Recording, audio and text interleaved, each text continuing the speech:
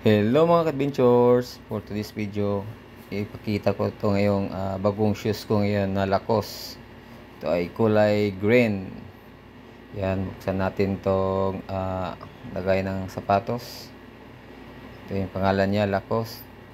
Ito sale kasi ito mga adventure, 9,000 down to ano na to, 3,000 plus kasi nakano to, 60% I think.